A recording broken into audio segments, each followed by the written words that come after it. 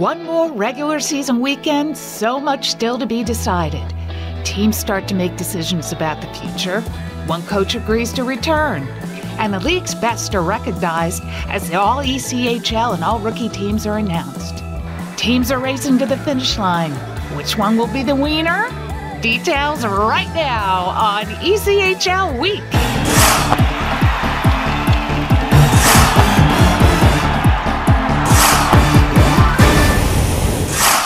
Time for another edition of ECHL Week. This time we come to you from the cool Insuring Arena in Glens Falls, New York, home of the Adirondack Thunder. Of course, there's a lot going on again. There always is. Let's get started. The final regular season weekend of the ECHL's 30th season has plenty of drama. Not only are 9 teams still trying to attain one of the 5 remaining playoff berths, there are still 8 seedings to be determined. Let's run it down. In the North Division, while Manchester, Adirondack, and Reading fight it out for the top 3 spots, Worcester and Wheeling are battling to get in. The tiebreakers are close and there are many possibilities, but the Railers are in the driver's seat.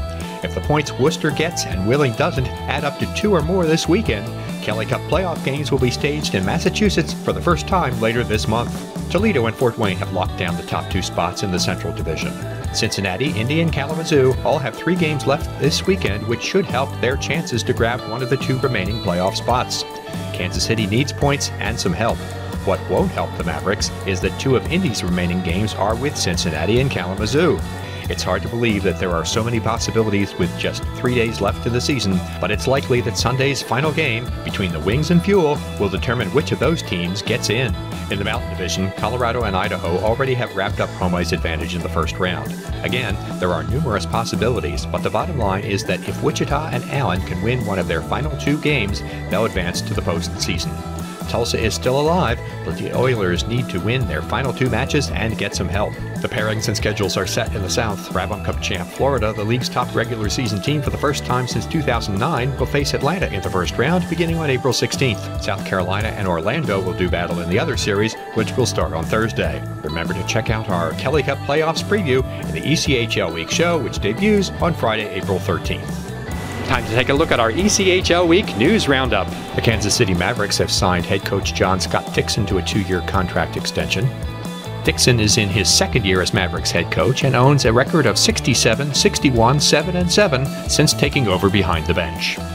Mavs general manager Brent Thiessen said Dixon represents our organization in a first-class manner both on and off the ice. We firmly believe that he is the man to lead our team to our goal of a Kelly Cup.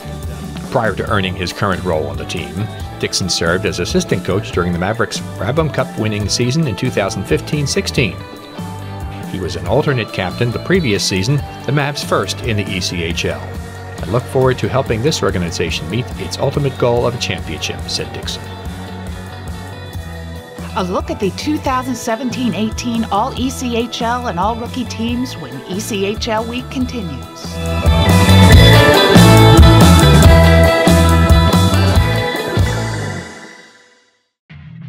NHL players have amazing talent, and some of the very best developed right here in the ECHL. Beagles in, he scores!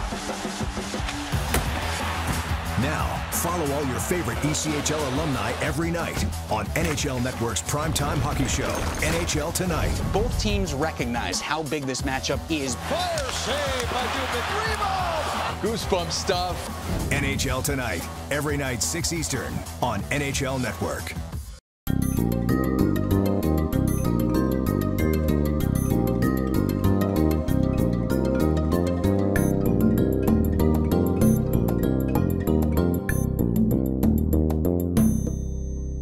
Hi, I'm Shane Starrett of the Wichita Thunder, and you're watching ECHL Week. An impressive array of talent is included in the ECHL's annual All-League and All-Rookie teams.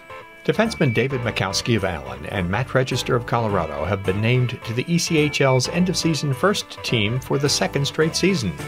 For Register, who helped the Eagles to a Kelly Cup in 2017, it's the 4th time he's picked up this honor. South Carolina's Parker Milner is the first-team goaltender. The forwards on the first team are league-leading goal scorer Michael Jolie of Colorado, along with Jordan LaVallee-Smotherman of Manchester, and the league leader in points, Sean Sidlowski of Fort Wayne, who was also named to the first team in 2015 and picked up second-team honors in 2016. The The second team features Toledo goalie Pat Nagel, along with defenseman Eric Knodel of Cincinnati and Reading's Nolan Zajac, named to the All-Rookie team after playing for Toledo a season ago. The second team forwards, Justin Danforth and Jesse Schultz of Cincinnati, and Reading's Matt Willows, who was named to the All-Rookie team as a member of the Florida Everblades in 2016. Worcester's Mitch Gillum is the goaltender on the All-Rookie team. The freshman blue liners are Aaron Irving of Kalamazoo and Norfolk's TJ Melanson. Another Admiral, Grant Bessie, was named to the forward line of top rookies, along with the Cyclones' Danforth and Wheeling's Reed Gardner. Gillum, Bessie, and Melanson are the first ever players from their respective teams to be honored with an All-Rookie team selection. And in the first of the individual awards to be handed out, Norfolk captain Brodie Dupont has been named the league's sportsmanship winner for this season. ECHL coaches, broadcasters, media relations directors, and media representatives from around the league voted on the awards. One other honor has also been given out. The 2017-18 recipient of the ECHL's Community Service Award is Jeremy Beaudry of Wichita. Each team was able to nominate a player for his efforts in community and charitable causes. League office personnel voted based upon those nominations. And remember to watch the ECHL Week show, which debuts on April 13th, when we'll list the other 2017-18 individual awards, including Top Rookie, Coach, Defenseman, Goaltender, and Most Valuable Player. A down-to-the-wire Mountain Division highlight game is straight ahead on ECHL Week.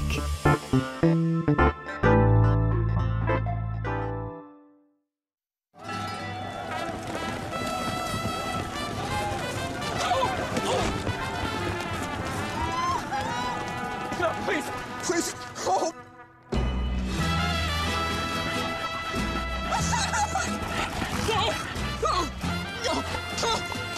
The running of the Bulldogs? Surprising. What's not surprising? How much money Aaliyah saved by switching to Geico. 15 minutes could save you 15% or more.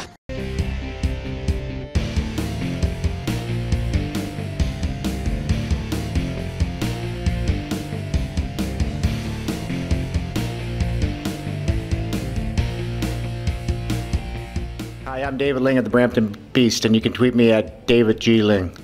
One of the more recent changes at the Cool Insuring Arena is the naming of the press box after the late Dave Strader, a longtime National Hockey League broadcaster who worked some of his early career here in Glens Falls. Now let's take a look at our highlight game of the week. In the corner and in behind the net, coming around near side. Back outside, there's Register over to the slot. He'll fire one through traffic and he scores. And Matt Register might do that better than anyone else in this league.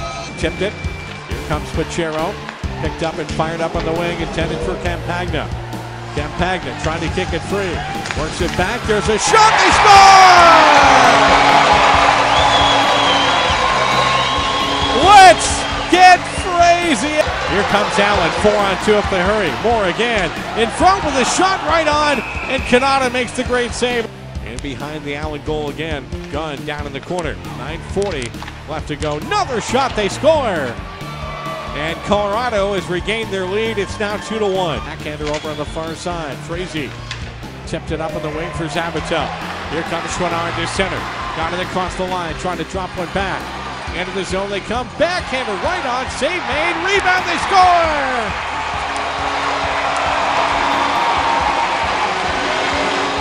Let's get crazy! And here the Eagles come back the other way.